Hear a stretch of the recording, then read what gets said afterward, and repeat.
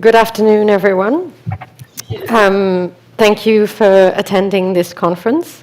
I'm Emily Jarrett, the Interim Director of End FGM EU, and I will be your host for today's final conference of the Mind the Gap project. I have a few housekeeping rules for those who are in the room, and then some that are general for everyone. So for those who are in the room,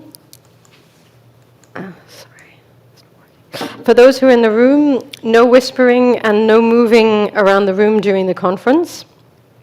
Please mute all your devices, and all computers and phones that are used by those in the room should be attached or connected to headphones to avoid interference. And please don't leave the room to go looking for snacks or drinks. There will be the opportunity to enjoy those afterwards. Then in terms of those online, just to say that the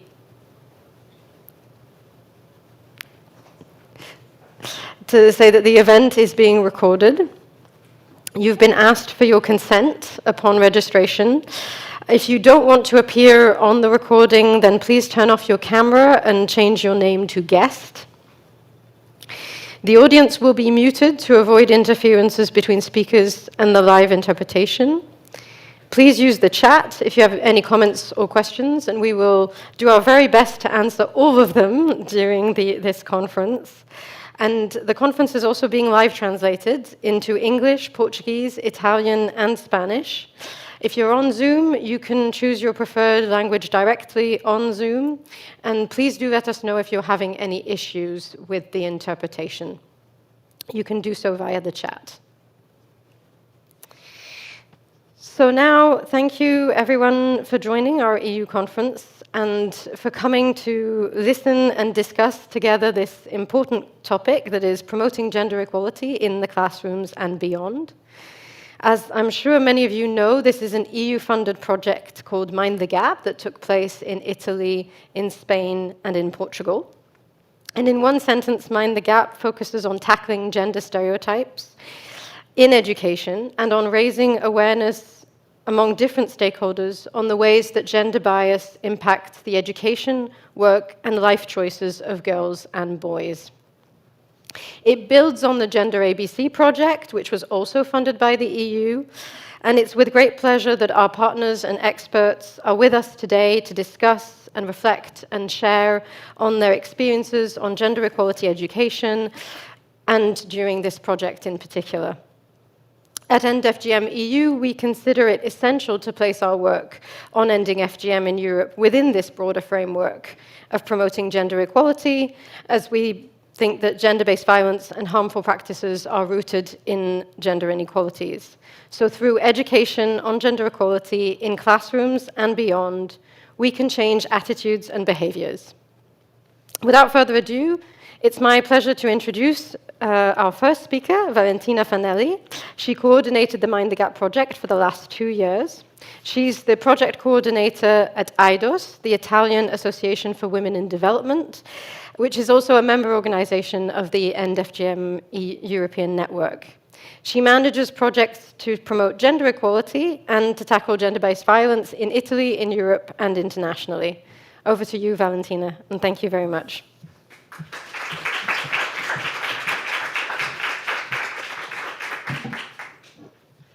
Hello, good afternoon, everyone, and thanks once again for being here, either in this room or online.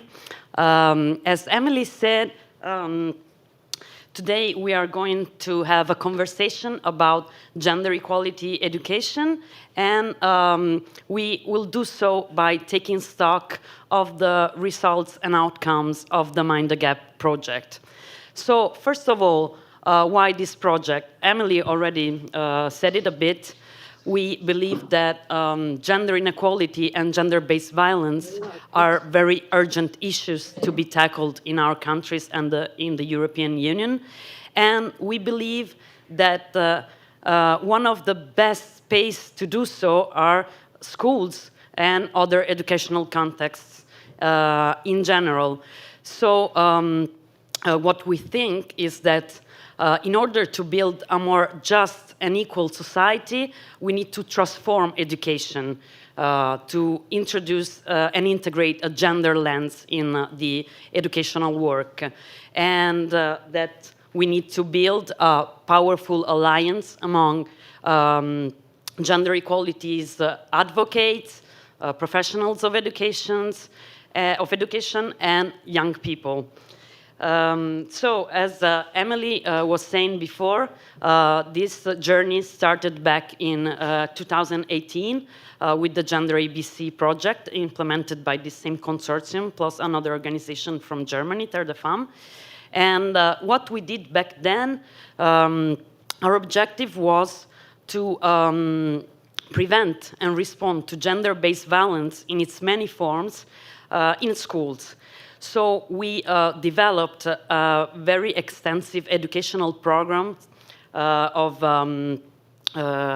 educational activities to address several types of gender-based violence.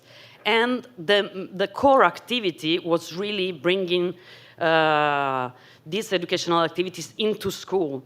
While doing that, of course, we did activities with the whole educating communities, such as parents, or school managers, or teachers, or associations and communities of the neighborhoods. And while doing so, we realized that if we wanted to broaden our impact, to scale up, and to make our work more sustainable, we really needed to implement a long training course for teachers because, of course, they could then deliver those same educational activities year after year, class after class, after we were gone and outside of the school. So this is when the Mind the Gap project idea started, and then we started the project back in January 2021. We will be ending very soon, next month. And the project is co-funded by the European Union and specifically the Rights, Equality and Citizenship Program. It is coordinated by Aidos in Italy and implemented in partnership with APF in Portugal, Medicos Del Mundo in Spain, and the End FGM European Network, which is based here in Brussels and work at the EU level. And what is the situation we needed to tackle and we found at the start of our project? Firstly, in our countries, textbooks are still full of gender stereotypes. As I said before, teachers need proper training to address these issues. Schools very often don't have comprehensive policies, and very often teachers are faced with cases of gender-based violence and bullying, and they have really to face them by themselves and are kind of lost. And there is no systemic integration of these topics in the curriculum. And school spaces, and I mean like toilets or spaces for recreational activities, are still very much conceived just for cis, hetero, white males. So what we did then to tackle these issues was to implement several different activities, mainly training for teachers, but also for educators of non-formal systems or for university students. We also did mutual exchange, awareness-raising activities, and advocacy, of course, and communication. And we developed a guide which aims to be a very practical tool for teachers and educators. And you can all take a copy here, or for those who follow us online, it is going to be sent to you, or you can download it from our websites. So how did we do that? We used a participatory approach we believe very much that knowledge cannot be transmitted from one person to the others, but need to be built together, starting from each one's experience and positioning as the feminist movement has taught us. And that's what we try to do in our training, and what we encourage in turn teachers and educators to do with their groups of young people. And of course, we promote the use of inclusive language, we encourage critical thinking, and we promote spaces for exchange, because teachers and other educators don't need just the training, but also need to have a constant exchange with colleagues to see how the practices they're implementing are working, and to confront with each other and to face challenges together. To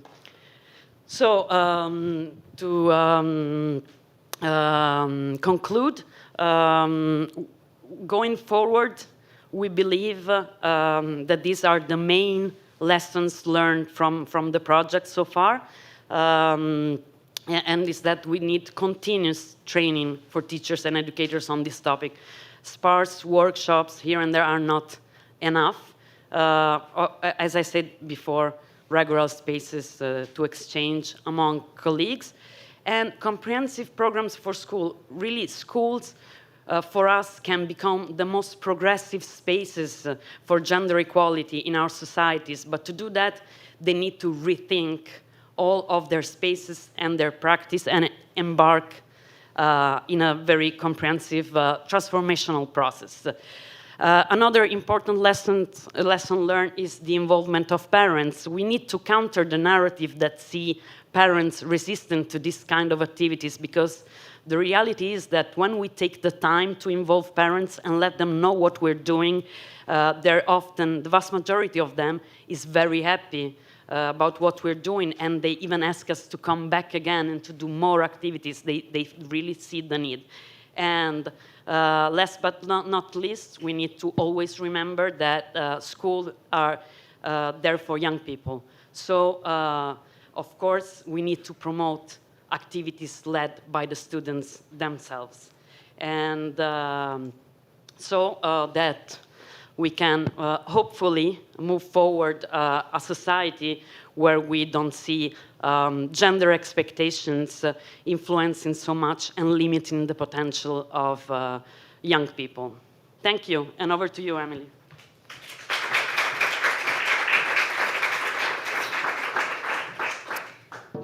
Thank you, Valentina, for this very clear insight into the project, and also for already touching upon some of the lessons learned from the experience of the project.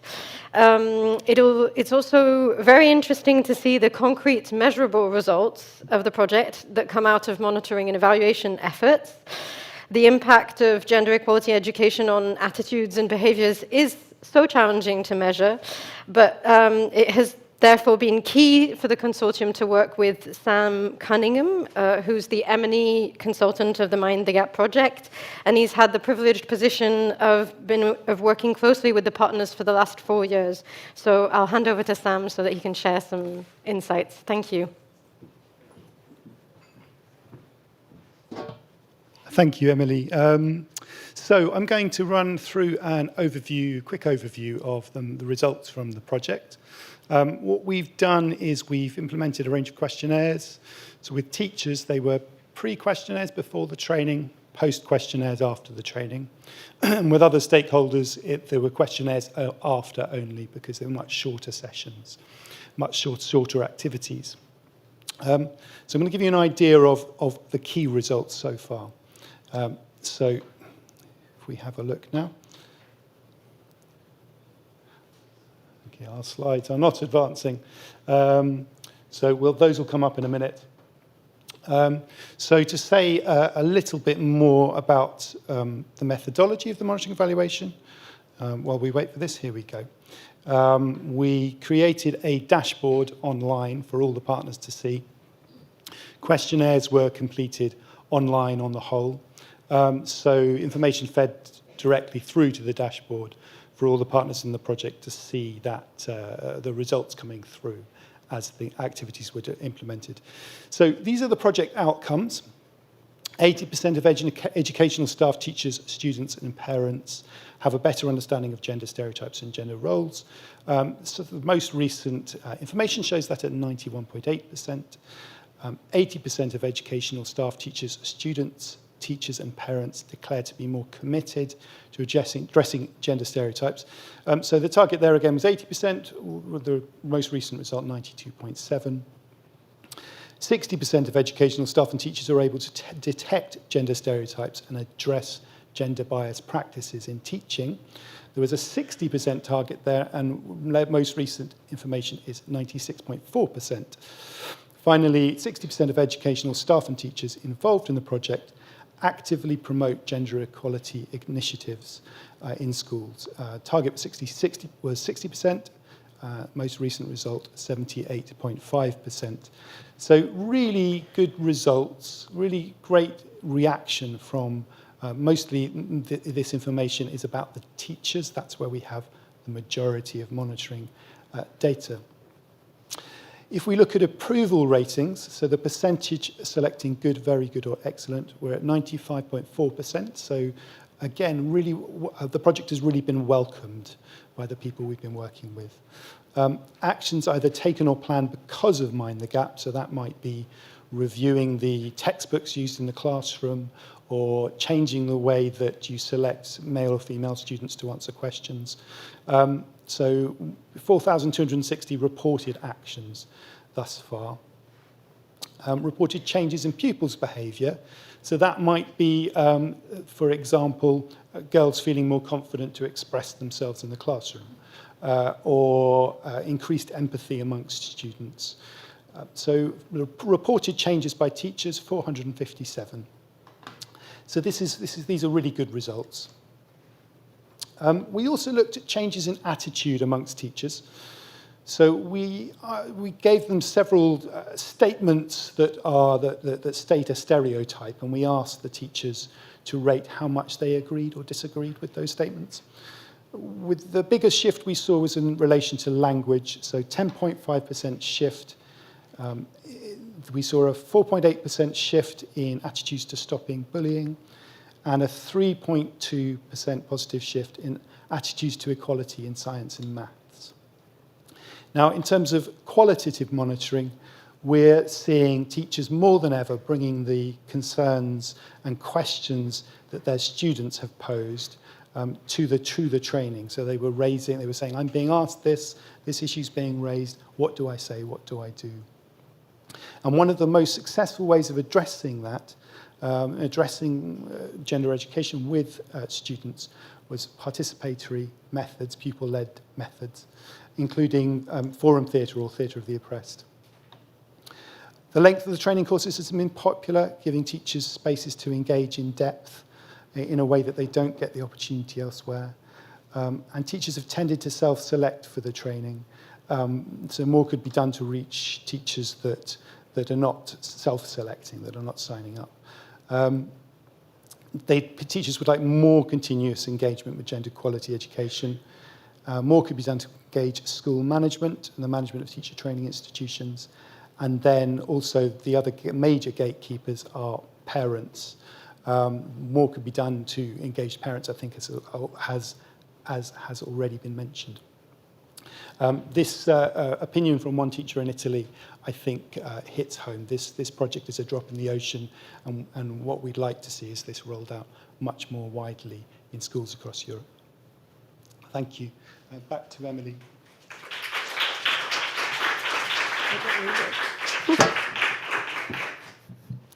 Thank you, Sam. It's great to see some of those figures and to see that not only are we reaching, the targets that we've fixed for ourselves, but that we're overachieving in some areas.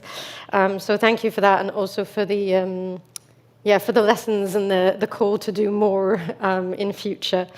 And so linked to that, we have here Bianca Faragao, who's actually from the European Commission, one of our main funders, but also a policymaker.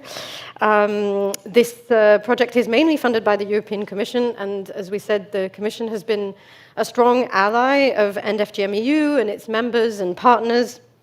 And we're all working together to ensure effective change is integrated in EU policies and implementation. Bianca is an EU policy expert with over 11 years of experience working with cities, local authorities, and civil society NGOs, and currently working in DG Justice of the European Commission on policy development and programming under the new strategy for gender equality of the EU, as well as coordinating the mutual learning program with member states on gender equality. So, Bianca, thank you so much for being here and for your support. The floor is yours.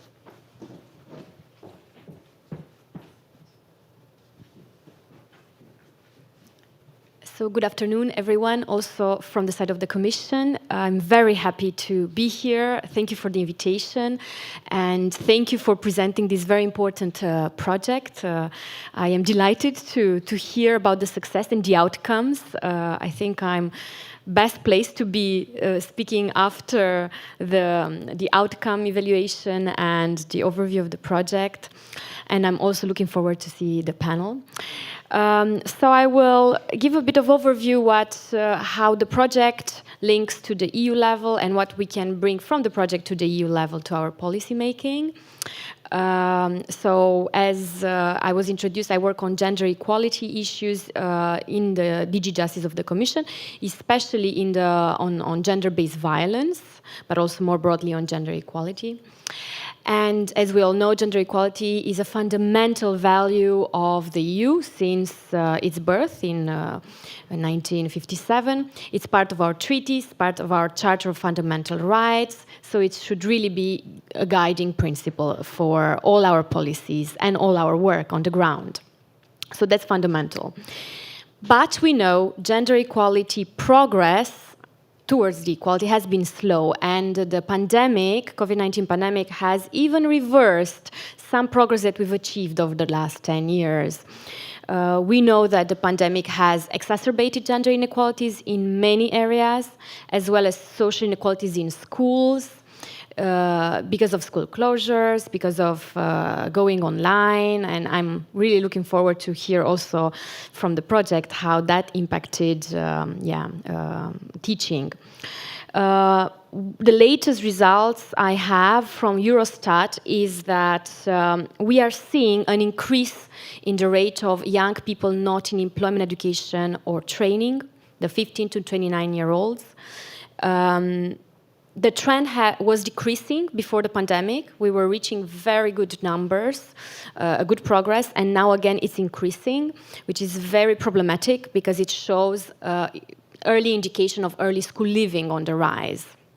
So that's one element to be aware of. And that's why at EU level for these years, we are really seeing a renewed focus for dynamic policy responses to ensure greater equality and greater inclusion in education, in schools, but also in the education system overall, because we need to ensure the resilience of the whole education system, and especially in the context of the national recovery and resilience plans that we know that are for investing in the whole education system.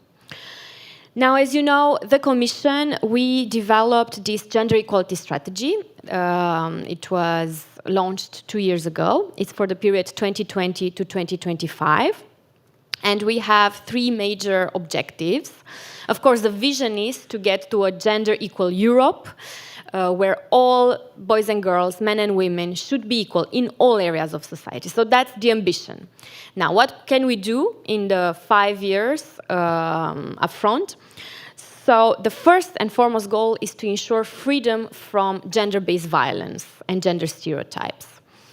Now, sadly, violence is present in schools.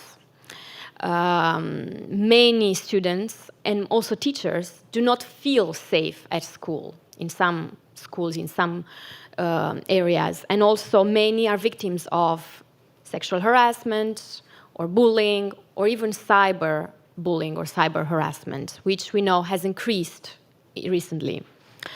That's why the Commission has taken a strong commitment to combat gender-based violence in all its forms.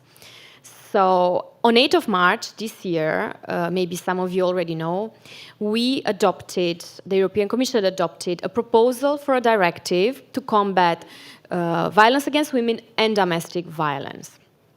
This is a proposal that takes a comprehensive approach and also includes many areas, even criminalizing, for example, cyber harassment, rape, and FGM, and specific measures to protect victims and so on. But what I want to focus is the role of education. So even in this proposal on tackling violence, we see a very important role of education, of schools, of teachers. We see a preventative role in countering gender-based violence, but also cyberbullying, and the need for gender-sensitive teaching as of early age. So I'm so happy that your project is about teachers and curriculum and training. This is what is missing. So you really hit the right mark there. We also have this in the proposal, but of course this is at macro level with the member states, with policies. So I'm really happy to learn, to see what you had in your curriculum and trainings. Now, secondly, our second goal of the gender equality strategy is to make sure that women and men have equal opportunities to thrive in the labor market and in personal lives. And here, I would say this is the focus that we're discussing today. How can we achieve that? Education has a major role there. The good news, and I want that all of us know, is that girls and women outperform men and boys in virtually all education indicators. This is the latest news. So that's good, we made progress. But on the bad news is that this has not led to overcoming gender employment gap, gender pay gap, gender segregation, and so many other issues. We have the Education Training Monitor for this year showing that there are still many gender stereotypes and gender segregation, biased expectations of what boys and girls can achieve, and especially the education and training that they can get. So we know that many students still get enrolled along gender lines. And I have data to support this. So we know that, for example, girls and women outnumber men and boys in education, health, welfare, humanities, and arts subjects. Double, more than double. So, and these are sectors that lead to lower pay, and they reinforce gender pay gaps and gender segregation overall. So we need to do more on that. How do we do? At least at European level, we target and we want to achieve gender balance in certain fields like science, technology, and so on. But also, yes, encourage women to achieve whatever they want, starting from an early age in schools. And I move to the third goal of our strategies to guarantee that women and men have equal chances to lead in European society, to participate, but also to be leaders. And here I want to mention a campaign close to my heart. It's the European Year of Youth, and it's great to be here during the European Year of Youth. The Commission runs still a social media campaign called SheEU Leads. So she with EU leads. And this is great because it really showcases stories of girls and women under 30 that make a difference in their communities and also rise leaders in education, science, technology, innovation, and other areas. So it's really great to be here. I'm sure that we will have more opportunities to exchange. My final thoughts is there is currently a call open for an informal expert group at EU level on well-being and supportive learning environments. It's a call for experts, and I think we need experts such as the ones in this room, so do not shy away from applying so that you can maybe upscale, mainstream the good results of your project also there. So well-being and supportive learning environments. And also, finally, I will end on this note, civil society is a key partner of policymakers. We really treasure the cooperation collaboration we have with civil society, and I want to say that the Commission is continuing to support this, and I come from DG Justice, where we have this program called Citizens, Equality, Rights and Values. We're about to launch another call for proposals in December, so please, please look at it and apply. We need more projects of this on the ground. So thank you for very, very much, and I'm looking forward to the discussion.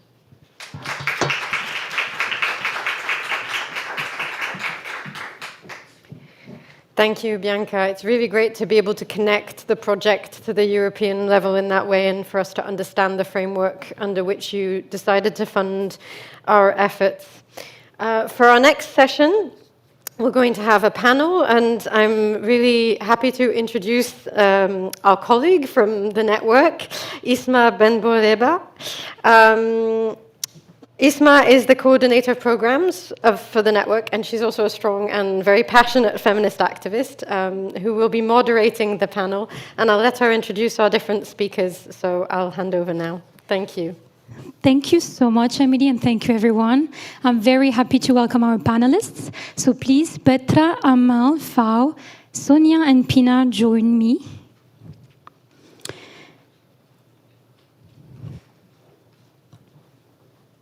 Welcome, everyone, and thank you. It's very an honor for me to welcome a panel, and especially welcome a group of experts like these ones. We're going to be talking about building a sustainable path toward gender equality through education. We know that discussing gender has become now more than ever an important topic, a hot topic, I may say.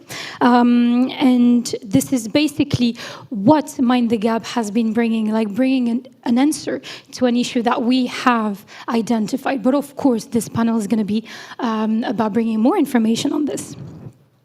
So we have, if I may say, a fantastic panel, group of experts coming from different areas, actually, but kind of intersecting with each other, working at local, national, and regional level. So I will be moderating this fantastic brains today. We have with us today Fau Rosati. You can raise your hand so the Here is Fau. So Fau, you are a non-binary psychologist and a trans-feminist activist, and you have been working quite a lot on gender identity, on sexual orientation, but also on the impact of cis-heterosexist stigma on sexual and gender minorities' health.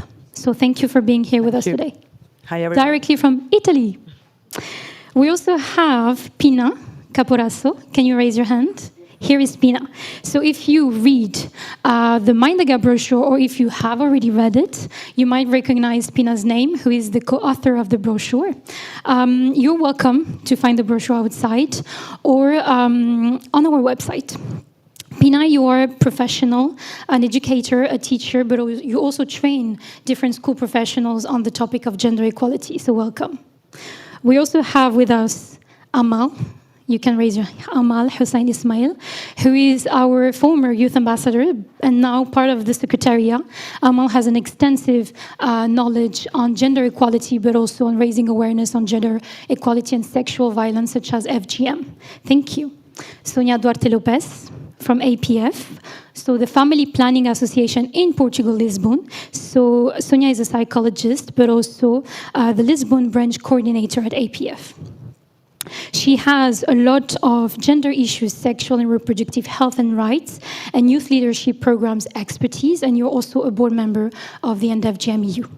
And last but not least, Petra Kurtovic, originally from Zagreb, Croatia.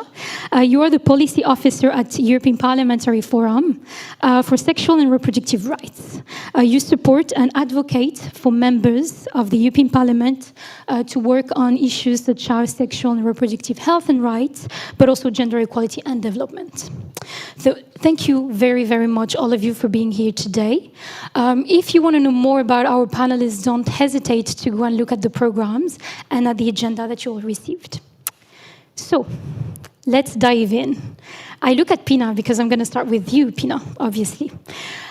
We I think we're all going to be talking about gender equality education. We're going to really talk about this today. But I think it's very important before we dive into this topic to really have the common understanding of what is gender equality education, sorry.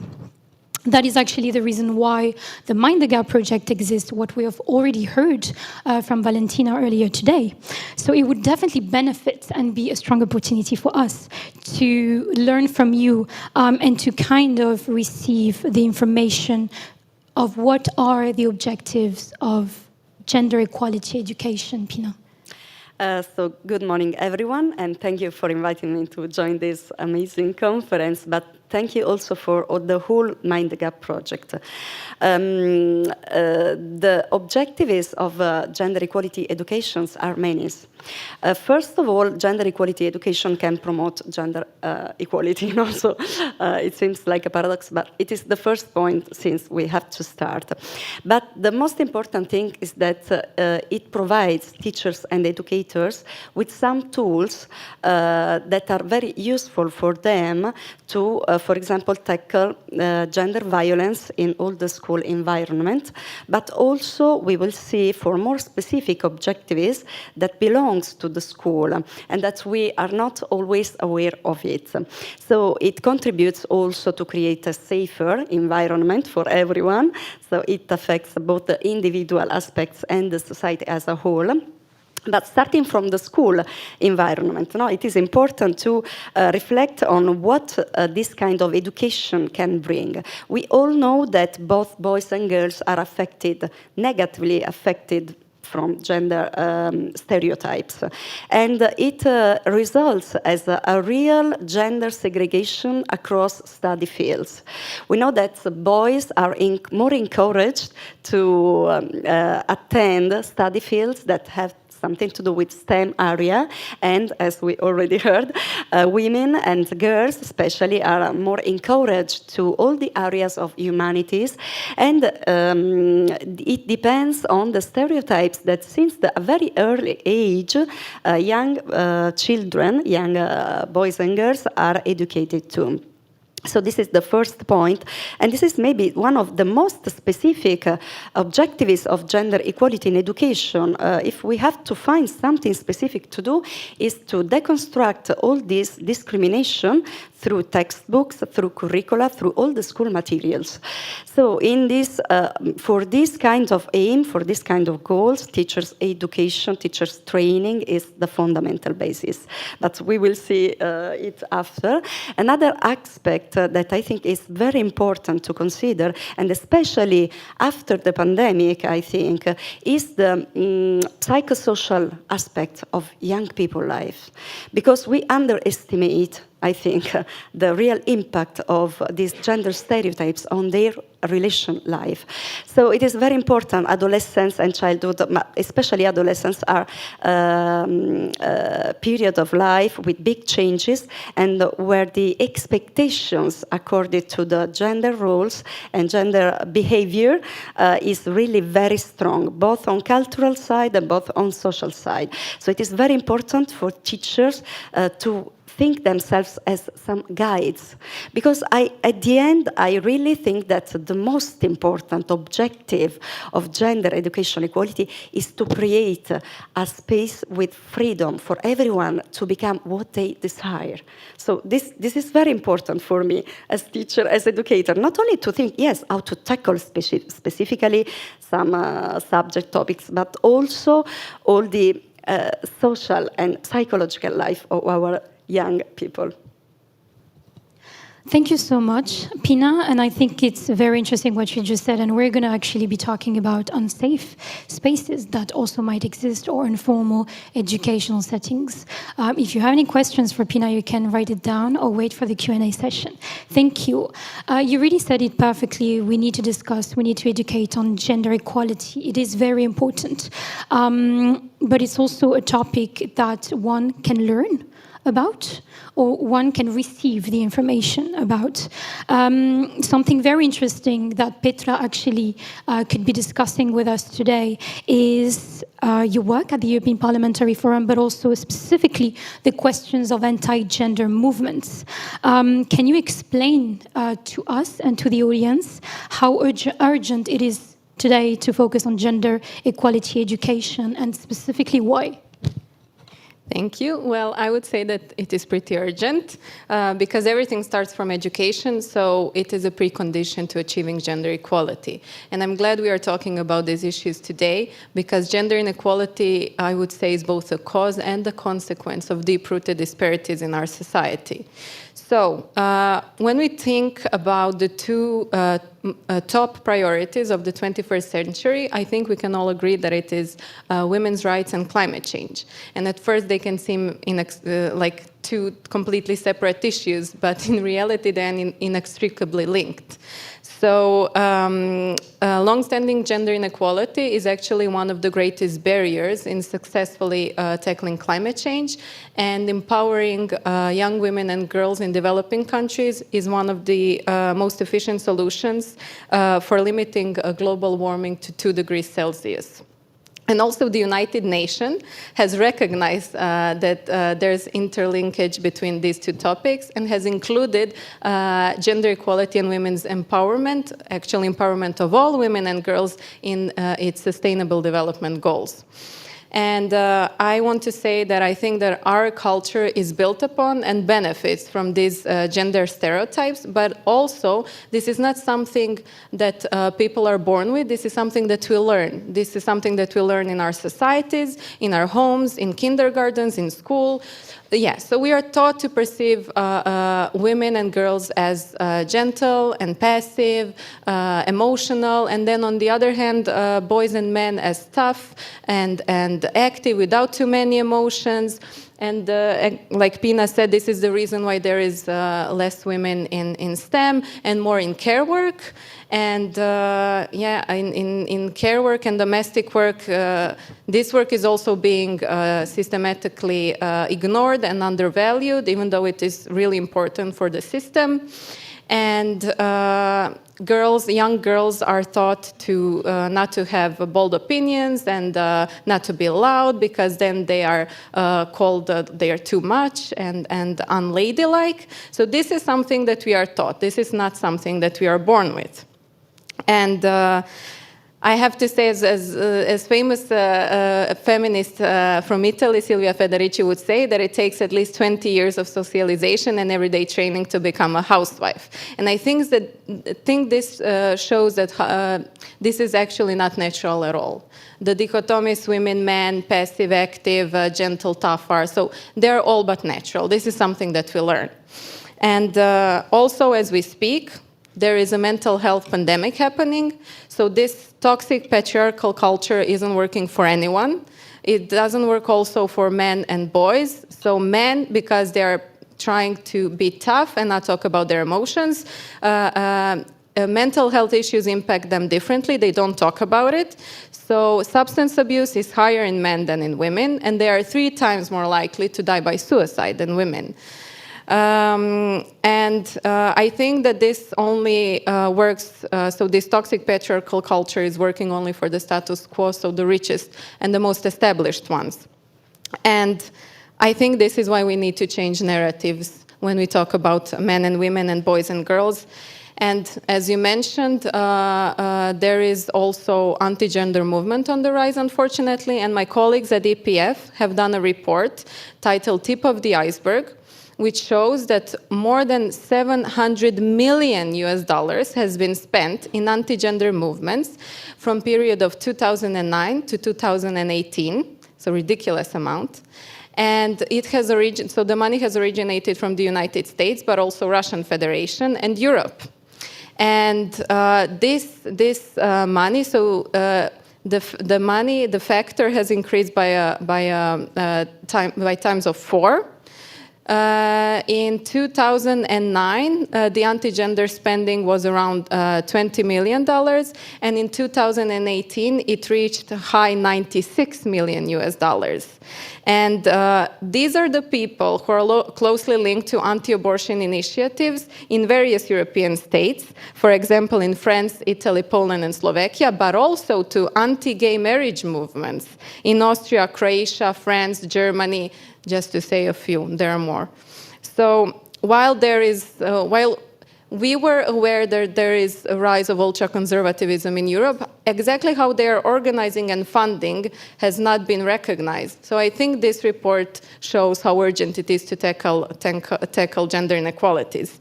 And the picture that emerges from it is of a transnational community of like-minded religious extremists and also alt and far-right activists who are working to undermine women's rights and sexual and reproductive health and rights. And they are producing actually concrete results, such as the 2020 de facto ban on safe access to abortion in Poland, but also for bans on equal marriage in various Central European countries. And I think that progressive politicians and activists have to mobilize in order not to fall prey to their legal and publicity stunts, and send a strong message that the worldview they are trying to impose has no place in this millennium. And in order for this to happen, we need gender integrated at all levels of education, from early childhood to higher education, in formal and non-formal settings, and from planning infrastructure to training teachers. Thank you. Well, I think everyone is going to agree with me when I'm going to say that we're going to speak the truth in this panel. I feel like you already brought a short but very intense explanation of what is happening currently. You mentioned gender and anti-gender movements globally. I think it would be fantastic to actually try and understand what is happening at local level. You brought the fantastic idea that often gender is misunderstood or misused, or that it is instrumentalized. So we know, and Fao, you're going to agree with me when I say that we know that the term gender often comes with a lot of fake news, a lot of debates, discussions, but also raise concerns from activists, from professionals themselves. When discussing gender equality, we can talk about the fact that it is now a survival situation for certain minorities and marginalized groups. Trigger warning: if one of you feel the need to leave the room, feel free, or online, if you need to mute completely the Zoom, feel comfortable to do it so. So, Fao, as a trans feminist activist, how would you describe the emergency of this situation today? First, I want to say good afternoon to everybody. I'm very honored and happy of being here with you. Just to contextualize, as you will say before, I am a psychologist and a precarious researcher and non-binary and trans activist, so my work and my engagement mainly concern the promotion of the well-being of sexual and gender minorities, and in particular in this moment of the non-binary population. And so the topic of gender is quite central in my life at a both professional and at a personal level. And more broadly, the question of gender equality, I think, is an emergency in Italy for all those people that do not embody a male, cisgender male gender identity, and especially for transgender and non-binary youth. And this depends on the social invalidation and invisibility that all those people that do not identify as male or female live in our country. And this invalidation entails an absence of cultural, social, and legal recognition. And as in many other countries, for instance, non-binary people in Italy do not have the possibility of self-determining their gender and their name on their documents, on their official documents, and sometimes their gender expression does not match with the personal data reported in the documents, and this exposes them to the risk of harassment and discrimination and to a forced coming out in public.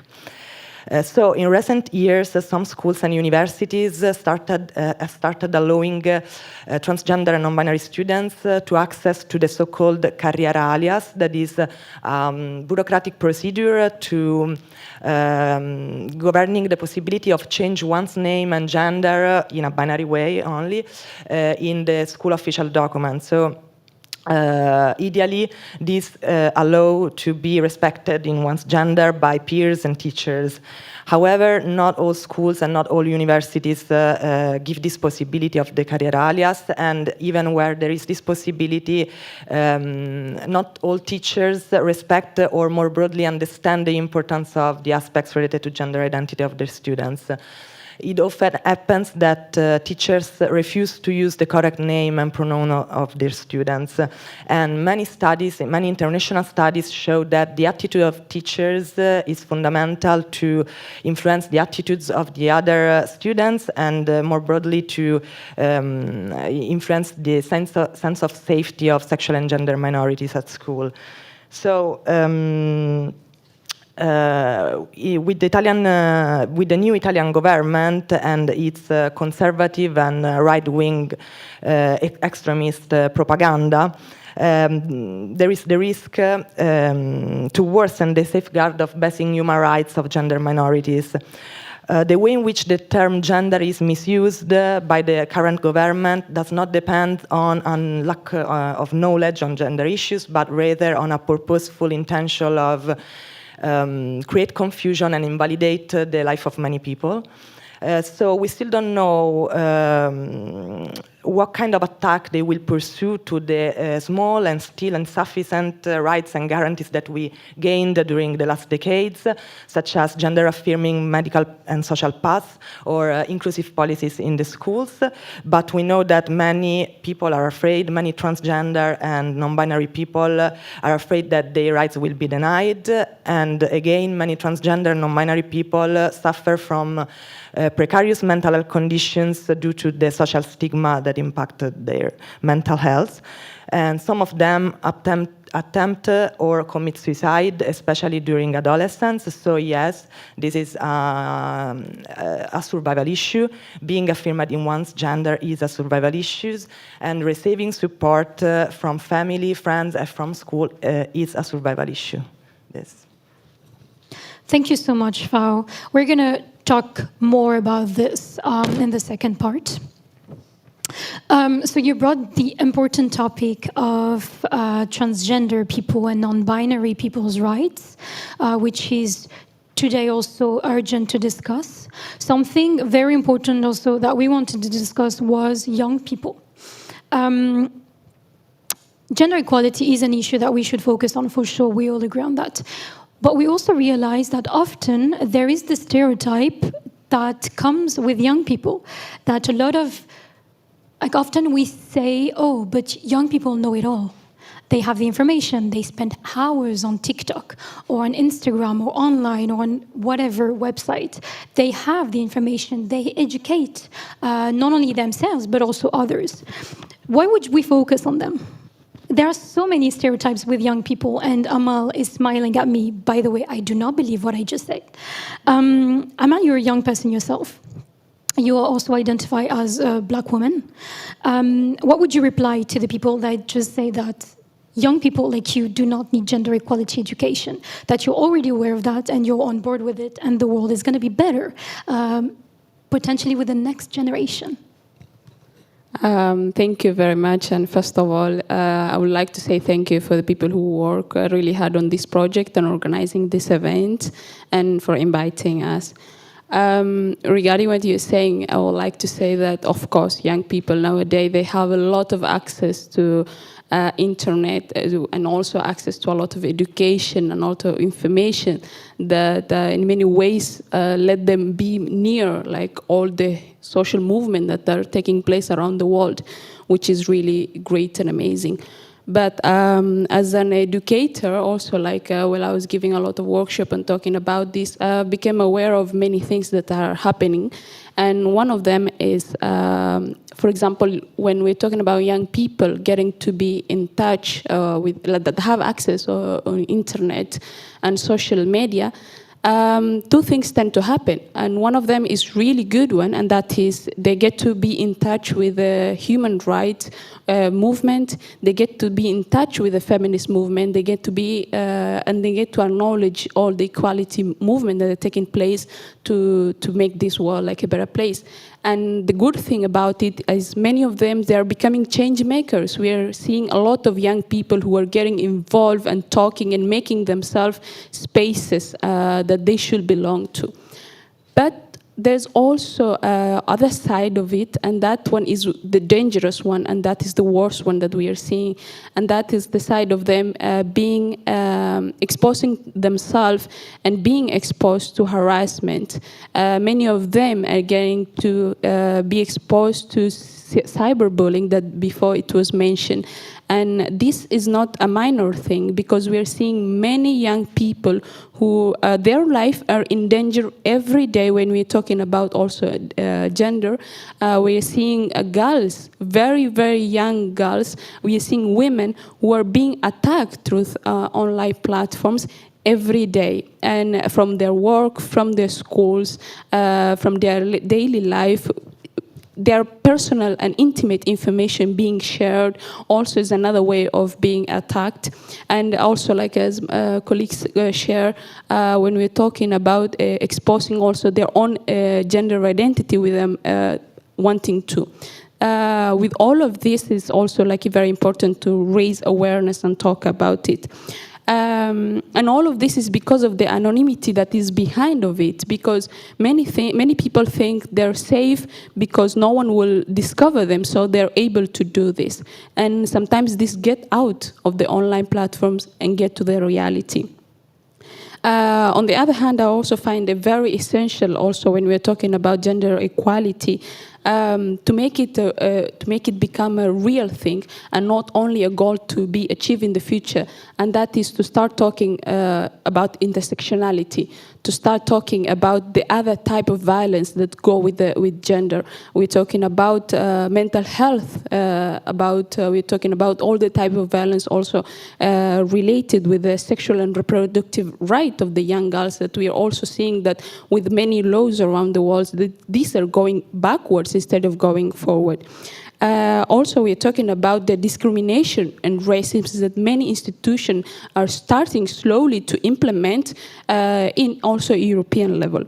For this, I think it's very important to start understanding and to start taking young voices in account so they can participate and be the change makers, and never make and think that is for guarantee that we achieve all of this, but still working on it, because as long that we are still fighting on it, we are seeing like it's really possible to achieve it, but we have to be aware of it. Thank you. Thank you very much, Amal. And I think what you just said is very interesting. We're going to be talking about intersectionality in a minute. But also what you just mentioned echo what Bianca said earlier about cyberbullying, cyber violence. What is happening online create situations that are harmful in real life, for young people especially. Something very interesting in the Mind the Gap project was about bringing the knowledge to trainers and school professionals and educators to reach out to young people. But what we noticed is that obviously reaching out to young people is very easy when we go to very formal settings, that is school. But it's also important to challenge ourselves as professionals, but also as activists for gender equality.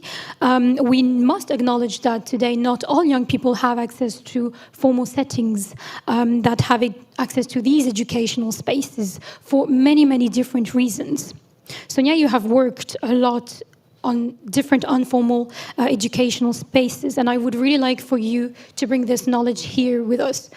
What is the added value of reaching out to young people in informal educational settings? Thank you, Isma, and thank you for the opportunity to be here, and thank you for the great project and the happy possibilities of working in gender equality. Maybe I would like first to say what was the work that we have done, which are these educational, non-formal education groups that we have worked in Portugal. We started to connect with intervention in the communities, these small groups that work closely to the communities with young people that usually are out of of school or in risk to be out of school. They have this approach with lots of proximity and with lots of extra opportunities for them when they are not in school. And also, we went also for educators or non-formal educators in foster houses where young people and children are away from their families for many reasons. And what we found out, first, it was there was the same need as in teachers to look forward for this moment to reflect about gender equality.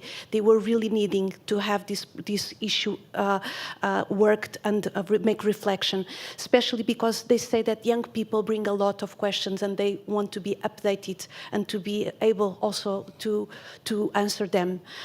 When we start working them, I think they all do the same kind of process. There's a moment when they realize that the change must start with them, inside of them, the way that they see things, the way that they are able to uncover the silent movements that shows actually that there are gender problems and gender inequalities.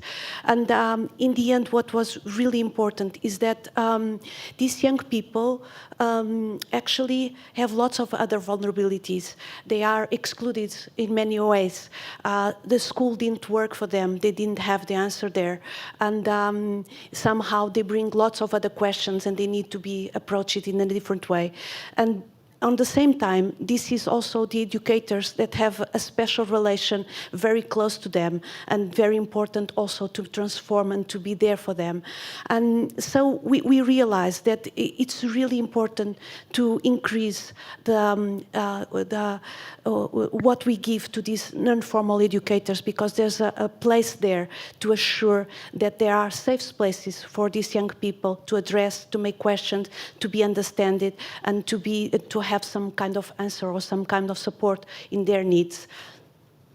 Thank you. Thank you very much, Sonia. We just mentioned a lot of things. We talked about intersectionality, we talked about identities, we talked about anti-gender movements.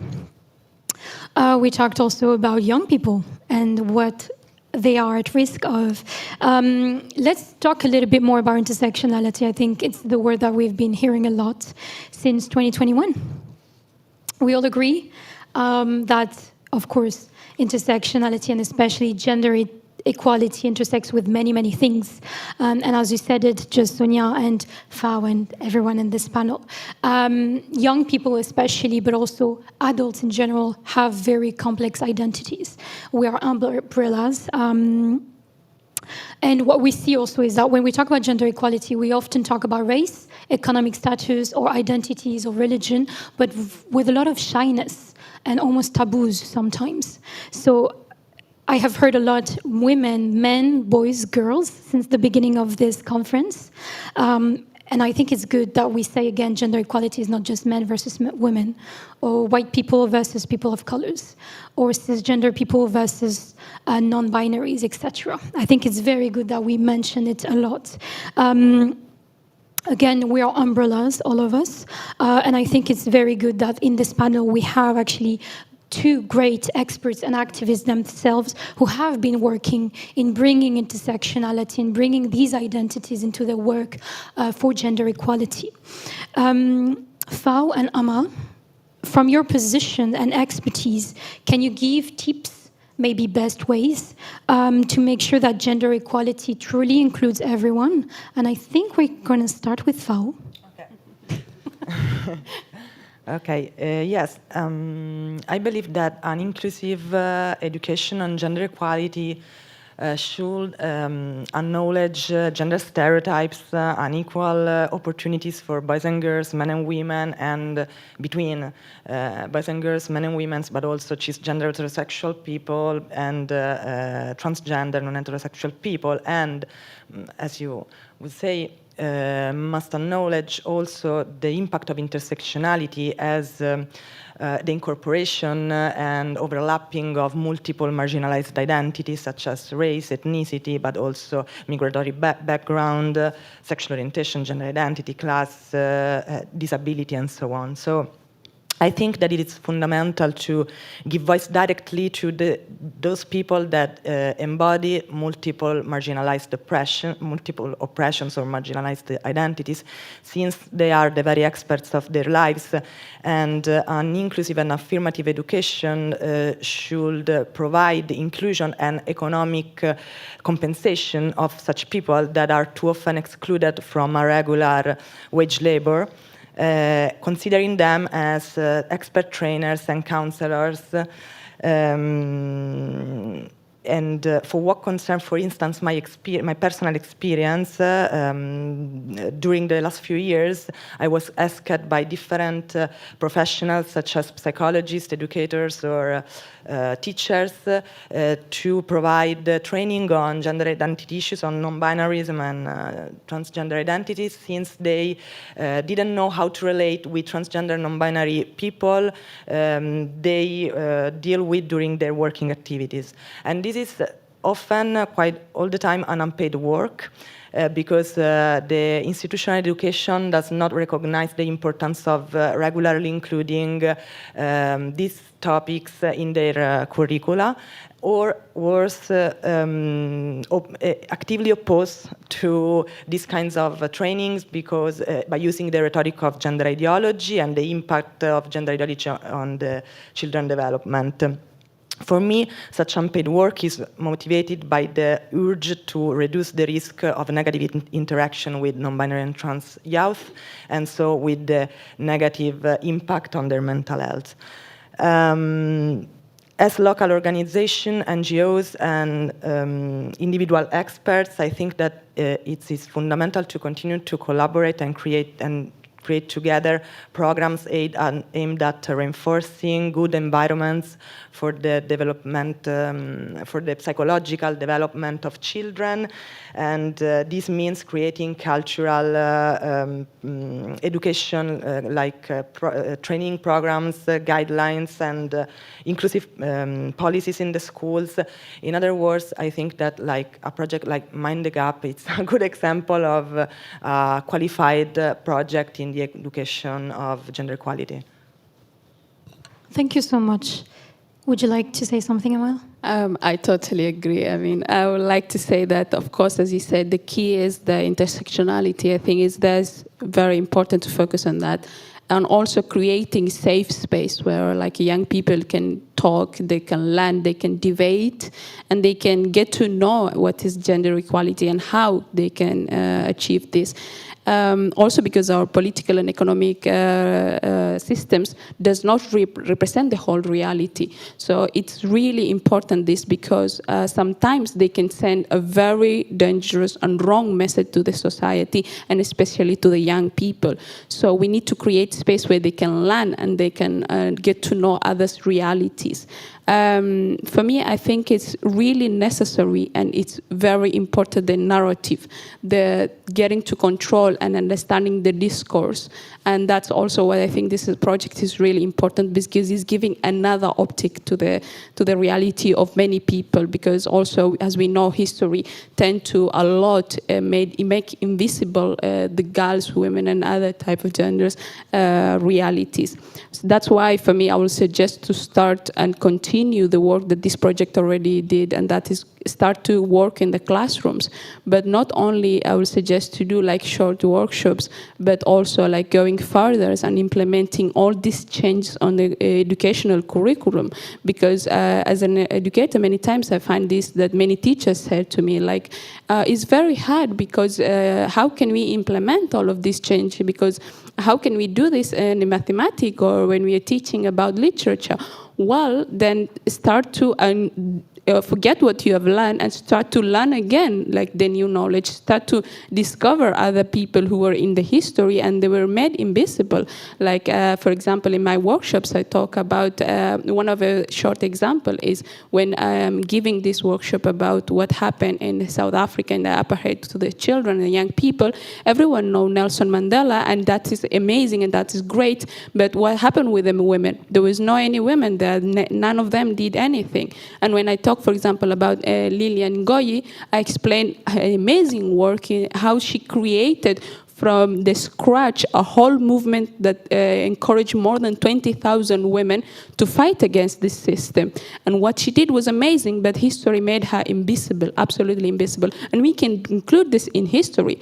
I mean, mathematics, there's a lot of women, even like recently we discovered that from the NASA, that there were women, black women participating, working, but they were made invisible. So including this in the curriculum is another way of fighting and making possible, and not like a future goal, but a reality, the gender equality. Thank you very much. I think we really see your point when you say that part of the history was completely invisibilized for cisgender men to take up all the space.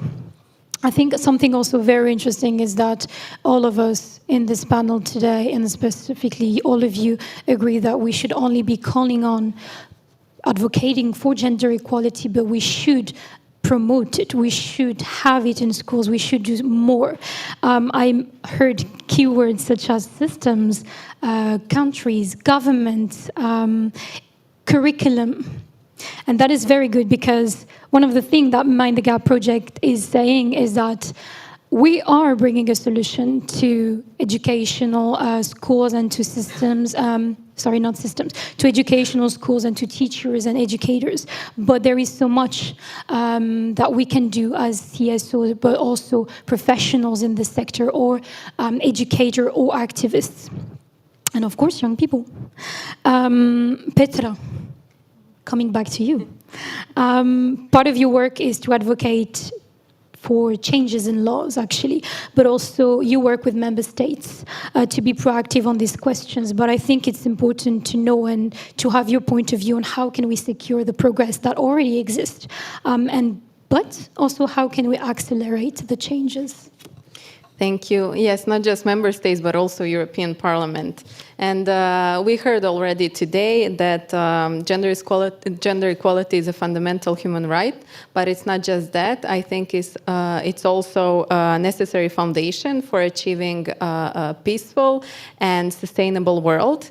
And there has been some progress in the last decades, sure, but we are not on track to achieving gender equality by 2030, which was a goal of the Sustainable Development Agenda in 2015 by the UN. So we are not on track for that.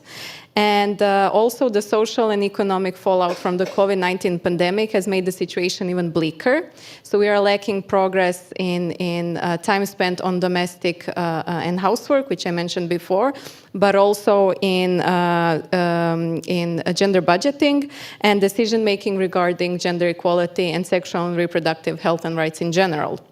So I think that both commitments, but also bold actions are needed to accelerate progress, including through promotion of laws, policies, and budgets and institutions that promote gender equality. And in addition to that, I think that greater investment in gender statistics is vital, since there is currently less than half of the data available to monitor Social Development Goal 5, which is gender equality. So that's also important. What else should we do? We should invest in young women and girls. This is obvious to everyone here, but unfortunately it's not obvious to some policymakers. So this is something that we need to push for. And who pushes for this? Of course, non-governmental organizations. So we need to promote NGOs. We need to promote also social enterprises and networks that foster gender equality in the context of environmental conservation and health promotion.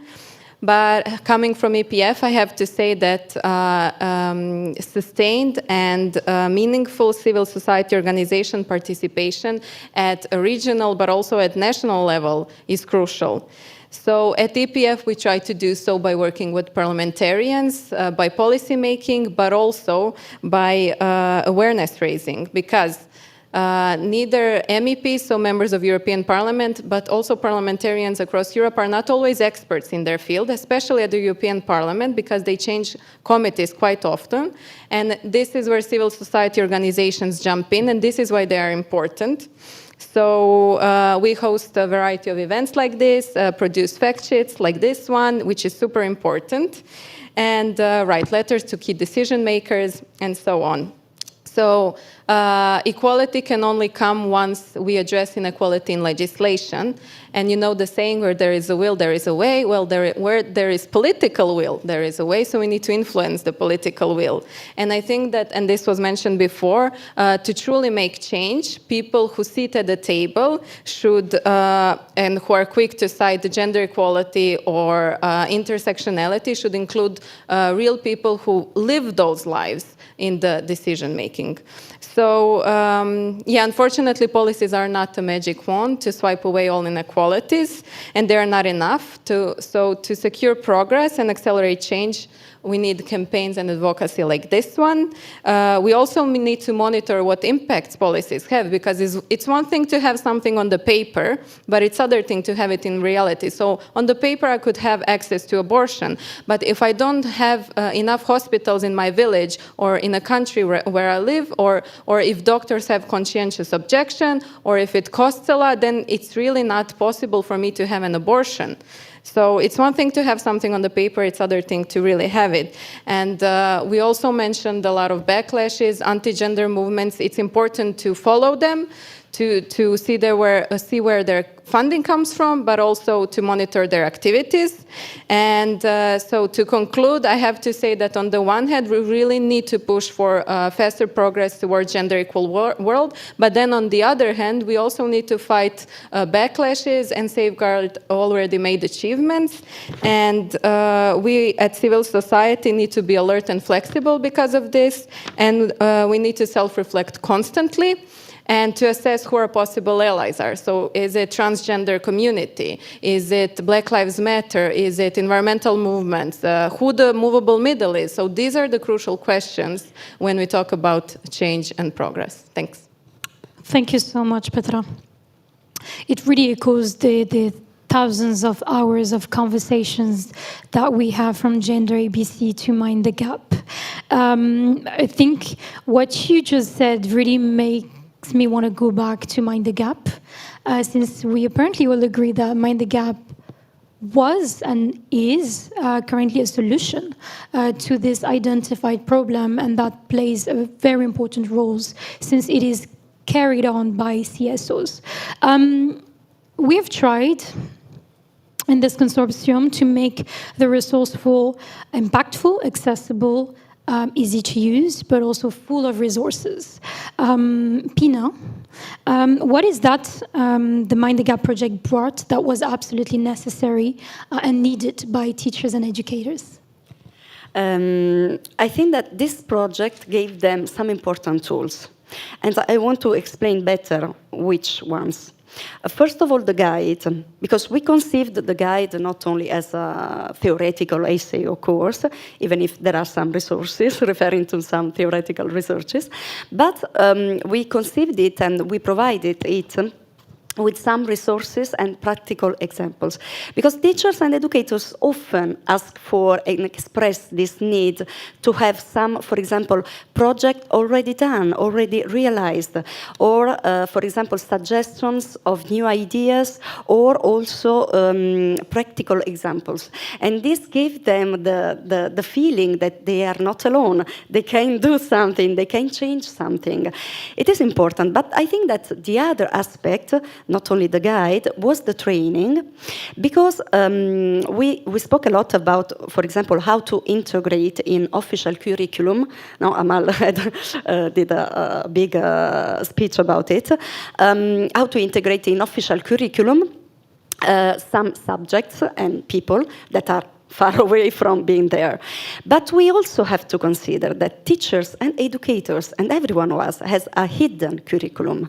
This was a very important aspect of the guide and of our works as trainers that we underestimate. The hidden curriculum is everything that acts in education, but which is not written. It is all the unwritten part, unofficial and often unintended lessons and and values and perspectives that every teacher brings in the classroom. So this is a very important problem that if teachers don't have the space to address, they will not unveil, and they will go on in reproducing gender stereotypes and old biases that they have, because we all have biases. So I think that's one of the most important things, and one of the most expressed need by teachers and educators is to have this space, to can let them say, okay, I have this kind of thought about this issue. I don't know how to address it. I don't know why it is wrong. Can I speak about this? Okay, you can speak about it. We can talk about it together. This is a safe space where you can also speak about your biases, but we can overcome, no? And we can find a solution together. So this is also the other aspect, for example, of all the job. For example, we designed the guide, how the things are and how the things can be changed. It has been an important effort, not only to provide the practical tip, no, but just to give teachers and educators a real hope that things can be changed, that they can actively act for changing, and so they are not only passive reproductors of stereotypes and bias. I think that in this case, the Mind Gap project in the whole part completely responded to this need, and also the results presented in the first part of the conference by Sam, I think that they confirm this kind of safe feeling, no? To be confident in themselves and to find this project, the instruments, the tools to let the schools become safe spaces. Thank you very much, Pina. And I think there is also an important need to work together and to also share the information that teachers are not alone, and that many other teachers in Europe ask these questions. And I hope that now in the future, Mind the Gap might become an example at the European Parliamentary Forum when advocating for gender equality and when discussing with members of the European Parliament. Sonia, Pina, you were talking about what we wanted to bring to teachers, and you also have the expertise as a teacher. But Sonia was on the other side. She was part of the team in Lisbon who basically implemented the trainings to teachers, educators, and also in informal settings. You witnessed the needs, the challenges that they faced every day. Can you share with us your experience with them, with the teachers, but also why do you feel that Mind the Gap was beneficial to them? Thank you, Isma. First of all, maybe I would like to say how surprising it was to see how many applications we had for training. People were really willing to have this opportunity and to have 25 hours training on this matter, on this issue. And this is something that really makes us think that we are there to give something that people need, and sometimes that maybe you have to push for more because it's needed and they also feel it. So it's really important to continue with this kind of project. About their needs, beside the willing that they will have for having the training, it was very much because they have lots of questions brought by young people, and so they want very much to also be updated, but also to know how to address and how to be able to somehow speak with them in that language. And this brings one of the great transformations that we have to do, and Valentina said it before. We completely have to change the way of doing training and to how to help teachers in their role of education to completely make it different, not transmitting the information, but to work from what they bring and to work from the knowledge that is already there and somehow build a new knowledge. Because it is young people that are already aware and bring the questions. So let's take it in our favor and completely change the way that we do education. It was also very important to say that in a certain part of the training, they realize that they feel very much alone in their fight. They don't have, I don't know, a way of discussing this with other colleagues and to maybe help themselves how to manage the situation. So it was also important to increase the number of teachers from that school that have the training so that they would be able to help between each other and to somehow be capable or influence the other colleagues, the other teachers, and somehow grow up as a culture of the school and grow up as a culture of the community.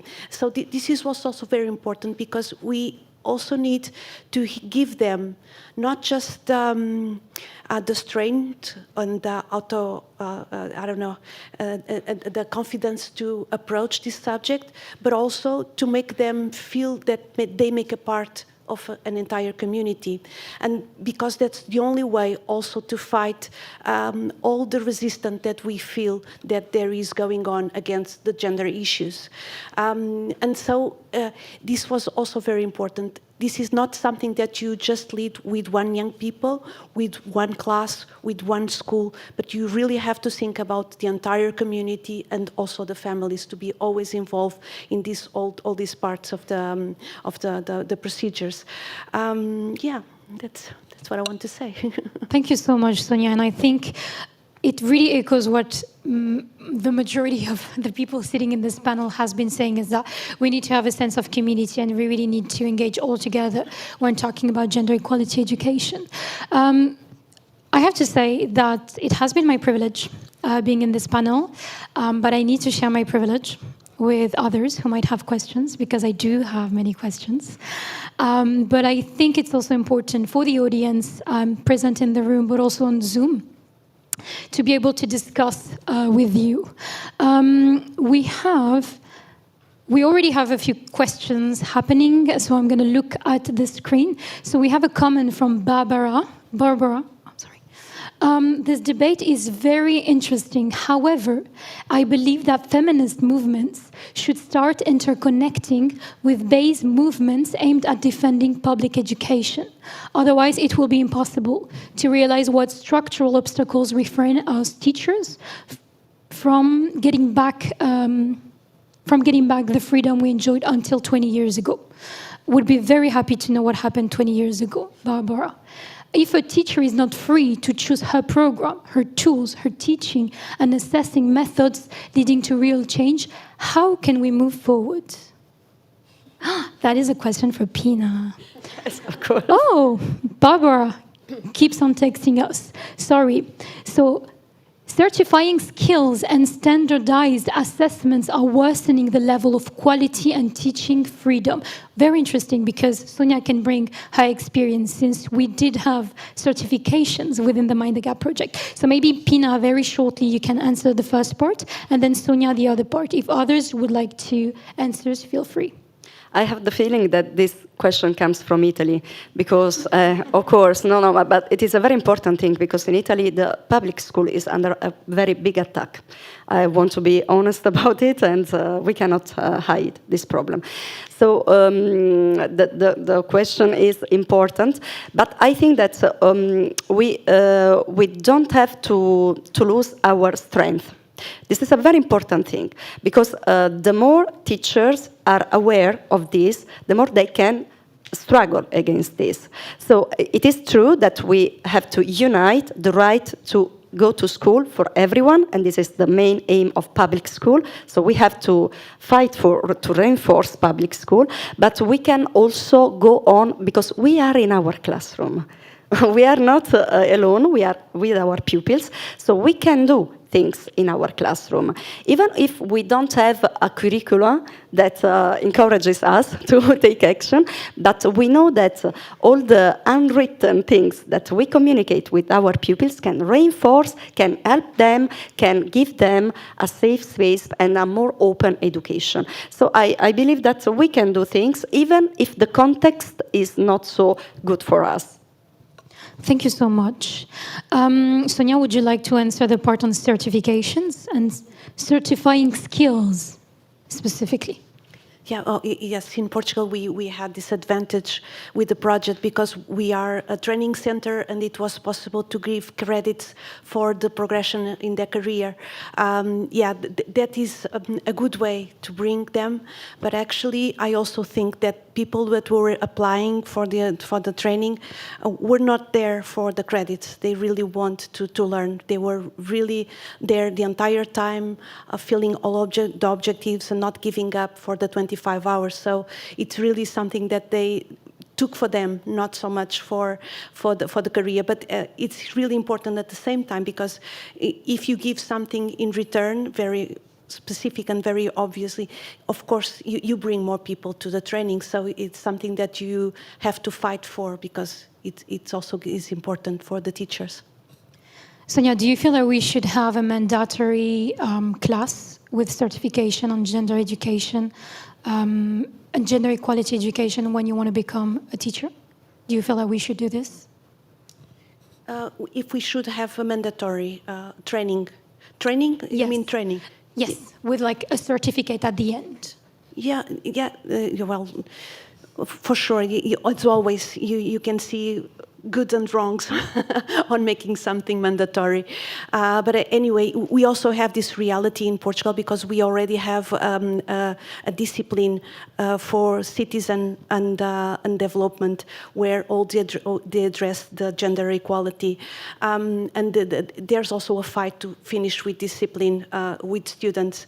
Anyway, the thing is, teachers that are delivering that discipline, they don't have the training to do that. And so this is something also that is very important. They sometimes use the class to give support on studies and things like that, and not actually addressing the reason of that discipline. To be mandatory as a training, sure. I think it would be very important somehow in their lives to have the opportunity and the space to think about it, to have a critical thinking about gender, and then make their options, of course. Thank you so much. Barbara, I hope that you received an answer to your question. Then I will give the floor to Rahma. In the meantime, if anyone in the room would like to ask a question, raise your hand. Rahma, over to you. Hi, everyone. Thank you so much for that. Sonia, you mentioned in particular that families should be involved in the work. And my question is really around how you engage parents in the process. From your experience, what works well? In the UK context, the Department for Education makes it a requirement for schools to engage parents on the curriculum, to ensure that everyone is involved, understand what is being taught, how it's being taught, when, and all those kinds of questions. It helps develop, obviously, a shared set of values between parents and schools as well. Gives parents a voice. Of course, we know that their views are being listened to and that they're being heard, but also helps to dispel some of the myths around the subject area as well, which we find to be quite important, especially in the areas that we work in at the National FGM Centre. And obviously this is about creating that kind of community, which a few of you talked about. So I wonder how that's really worked for yourselves in this process, and any key learnings that you could share. Thank you so much, Roman. First of all, I think sometimes we waste valuable moments to work with parents, and maybe because we are not used to use those moments as a special moment.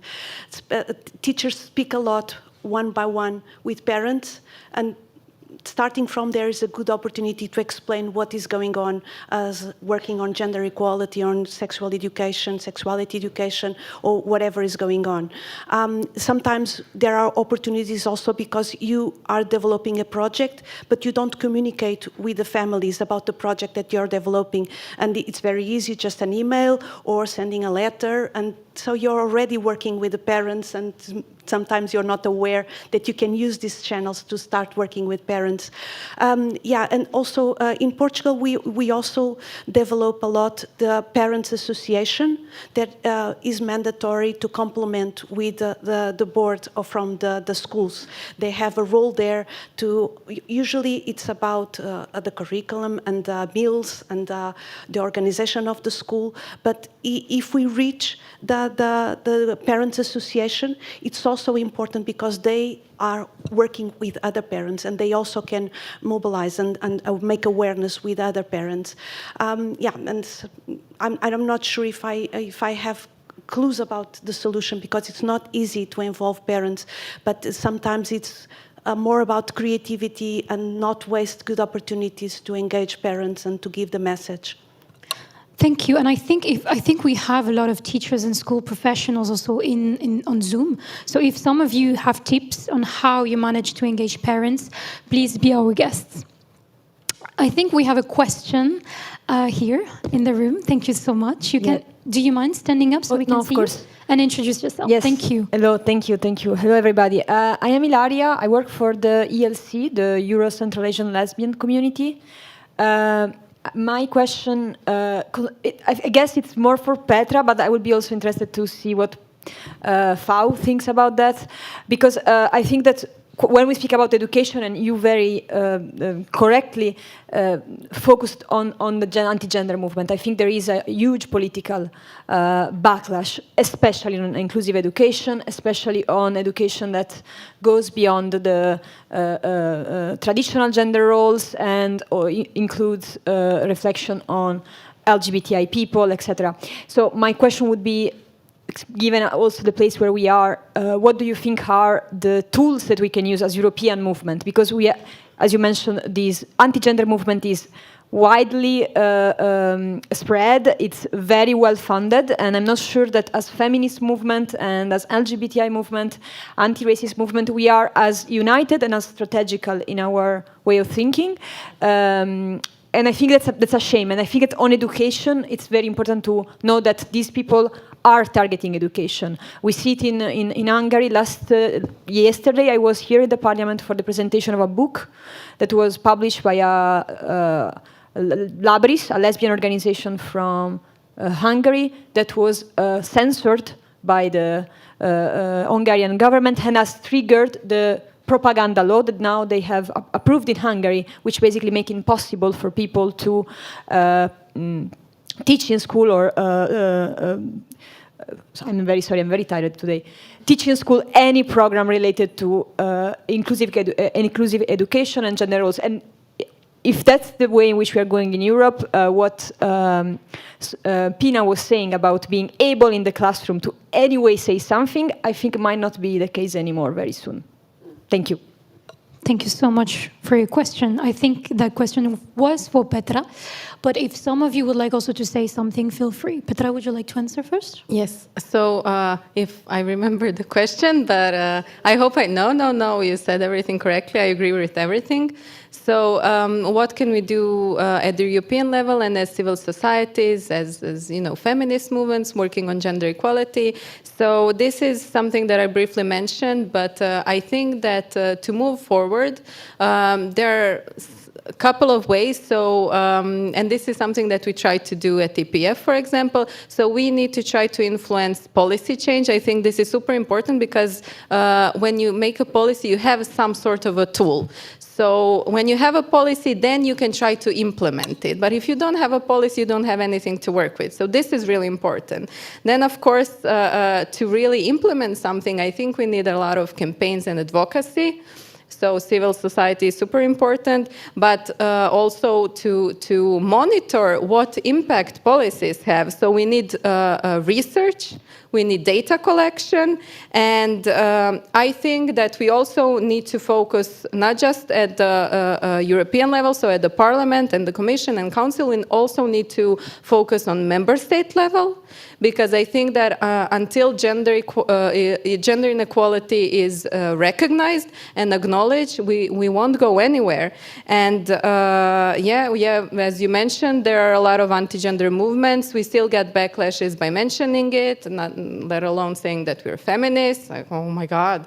So yeah, and of course it is extremely important when we are doing some policy changes to really include people who live those realities. So this is also important. I think that's it from my side.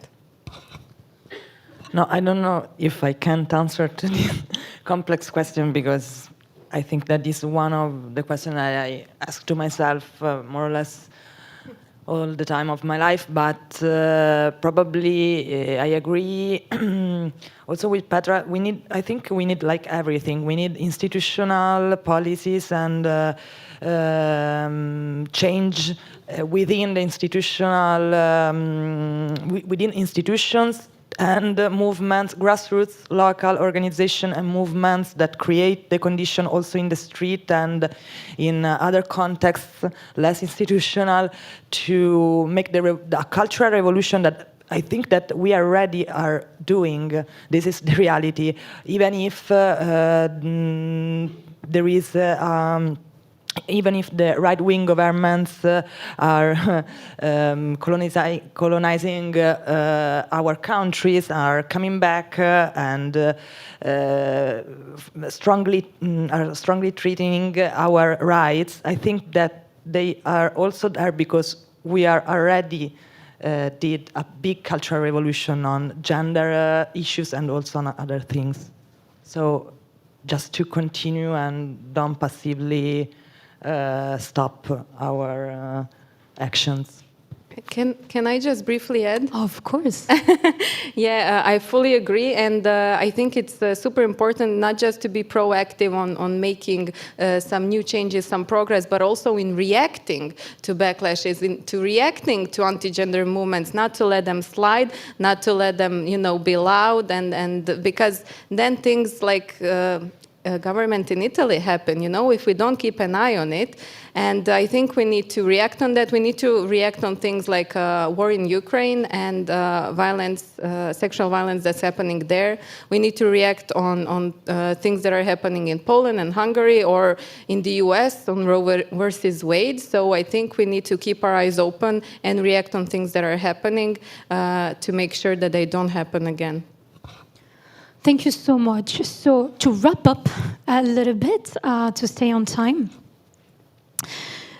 it is true, we must acknowledge what is happening, and we shouldn't just be super optimistic, but also realize that our rights are in danger, and that we should keep on promoting and protecting them by coming together and increasing the sense of community when it comes to having gender equality education. And it was also because what you just said earlier, that we should have movements that are more connecting to each other and strengthening our forces. But also it's important to acknowledge that at national level and specifically at local level, it exists very good and very optimistic initiatives such as the Mind the Gap project, but many others that don't hesitate to name in the chat of the Zoom or to share together later on.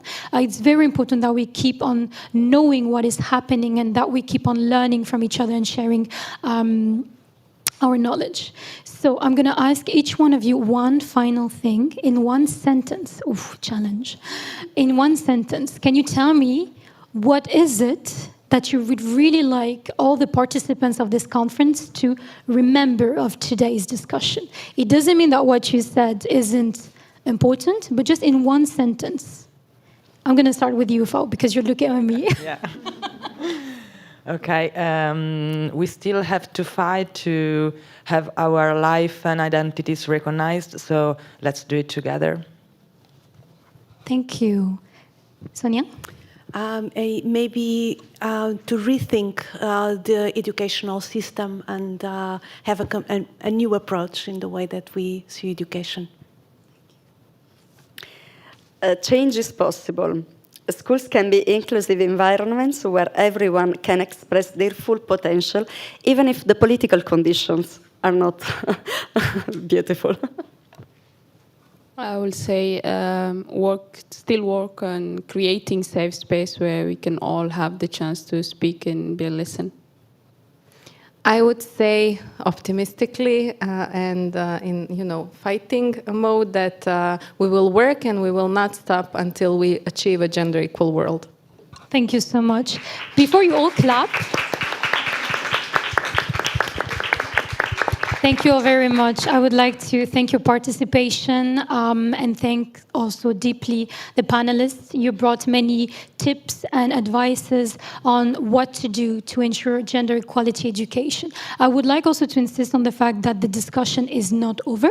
We keep on discussing. You can reach out to the organizations part of the Mind the Gap project. You received a program, so you can go and look at the bios of the different speakers of today and reach out to them. But also use social media. Tweet, discuss it, share the information. We always have people happy to answer your questions. Thank you all very much. It was an honor and a great pleasure. Thank you, and over to you, Emily.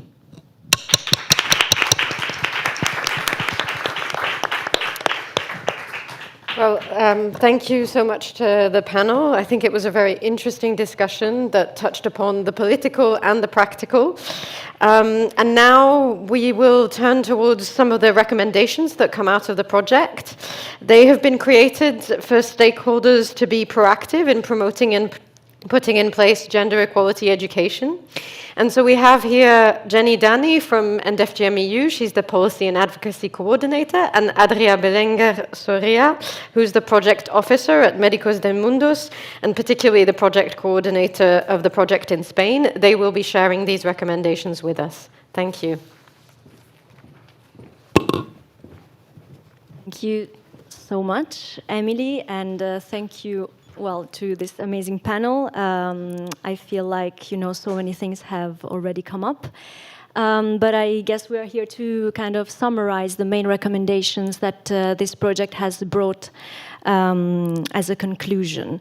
So these recommendations are the result of the activities that have been carried out during the project implementation, including all the beneficiaries, but also the many experts that have been involved throughout the project. And now that we've had the opportunity to learn and to hear so many different perspectives from the panelists on how we can create this sustainable path to a gender equality education, but also what the challenges are, I would like to target these recommendations in particular to the member states of the EU and the EU decision makers that we also have in the room and that we know are allies, but each of us faces different challenges. So for 2 years, the Mind the Gap project strived indeed to address and uproot the gender stereotypes and the discrimination in the education field in particular. And the EU has role and a duty to support these type of efforts. And the first urge that we want to call out to the EU is to complete the accession to the Council of Europe Convention on preventing and combating violence against women and domestic violence that we all know as the Istanbul Convention. This is a key tool that sets, the main values and the main path to really achieve gender equality and especially the elimination of gender-based violence. And all states that are bound by this convention should fully implement it and also be held accountable for it. But member states also need to keep exchanging among them the good practices that are already there, the good practices that we have shared here today that civil society is bringing on the table, and member states need to be communicating with one another to ensure that the standards are raised and that we have higher standards in the EU. The EU already has a promising vision for a union of equality, and if we want to see that become a reality, we need all the commitments and the objectives that are set within the strategies, including the gender equality strategy, the LGBTQI equality strategy, and the EU anti-racism action plan to become a reality, because this is what allows us to have societies that are free from any form of discrimination, including discrimination based on sex sexual orientation, gender identity, gender expression, sex characteristics. And this needs to be there in all fields of training and education as well. So we call again for comprehensive sexual education to be implemented in all member states, to be in place together with compulsory training for the educators on gender equality and on how to best tackle the harmful practices that are at the root of the violence and discrimination that we are trying to uproot. These ongoing commitments at the EU level that were also mentioned during the event are all going in the right direction, especially, and I'm thinking of the proposed directive on violence against women, when it comes to not only criminalizing violence, but also to providing for strong measures of support, and in particular of prevention. And I think we can all agree that what we are saying today is that education can really often be a synonym of prevention. So let us start from there. It has already been said, and I'm just going to repeat it just because as civil society, we know that the more challenges we face, the louder we have to be. And this is what we keep doing. And I'm very happy to see all the energy that is in this room and from colleagues. But member states really need to own their responsibility and to start delivering on the commitments. And in this particular, when it comes to education, we need to see those additional resources that are needed and the investment that is needed to deliver on a more gender-inclusive environment in education. And I will just leave the floor to my colleague Adria, because there is also a bottom-up approach that we are already undertaking and we can move forward. So please, to you for the rest of the recommendations. Okay, thanks, Jenny. And good afternoon to everyone. As said before, during this conference, during these 2 years of the project, we have had the opportunity to work closely with schools, teachers, and non-formal educators. On this basis, we had developed some recommendations that can be implemented in schooling institutions and by teachers. First of all, we think that schools should develop internal policies and protocols to respond and to prevent bullying, harassment, and gender-based violence, including cyberviolence, and as well as racism and other kinds of discriminations, those concrete in those concerning sexual identity, gender identity, sexual orientation, and other gender characteristics. We think that schools should be a safe space for everyone, and we think that teachers and school directors should rethink common spaces with a participatory approach and make schools a space where everyone can feel free to express themselves as they want. On the other hand, we see that there are some topics that rarely appear in the curriculum that are like female genital mutilation or intersex genital mutilation that should be included in sexuality education, and also menstrual hygienic education that also we think schools should provide some facilities and products concerning menstrual hygienic health. Menstrual health.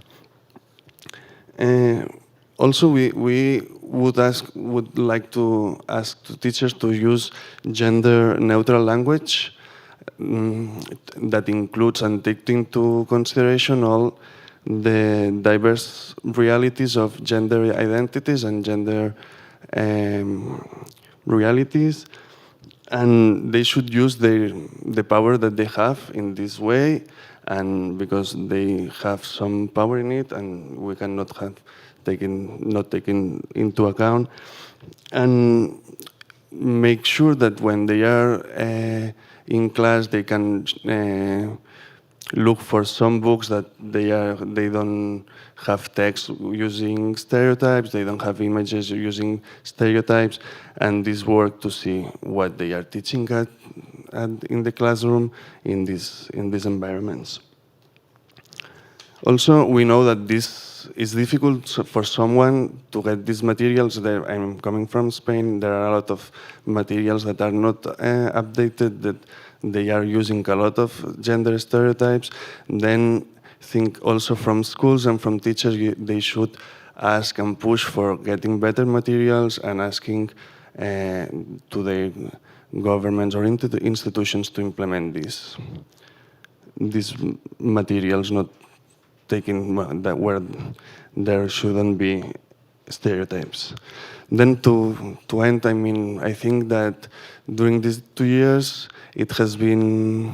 we have done a lot of work, and I think it has been really nice to be part of this project, and we would like really that if this project helps to the people, to inspire someone, and to keep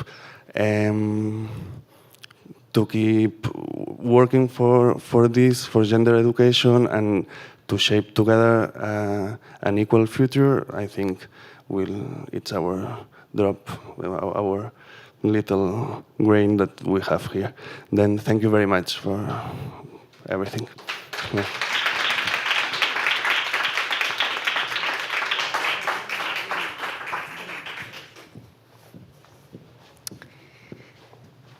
So it's my privilege to wrap up this conference.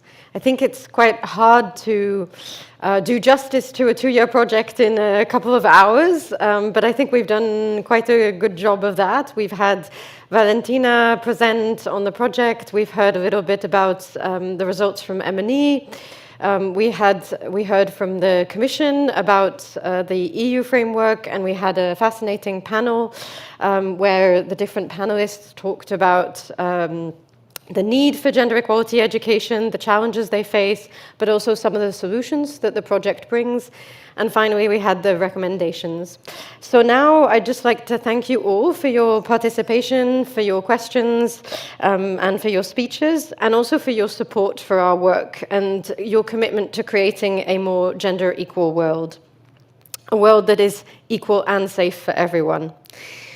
A big thank you goes out to our funders, both the European Commission and Equal Brussels, who supported the project and also the organization of this conference. And before leaving the conference, I'd just like to mention that you'll receive a follow-up email with the presentation and the document. And you've also already received a detailed agenda and the bios of all speakers. We'd also like to encourage you to complete a survey that helps us continue with our monitoring and evaluation. You have the QR code on the presentation. It's also in the last page of the program that was sent to you. And we would really be very grateful if you'd take just a few minutes to fill this in. So the time has come to say goodbye and to thank you for joining us, and I wish you all a very nice rest of the day, wherever you are, and hope to see you either online or in person very soon. We continue the fight. Thank you.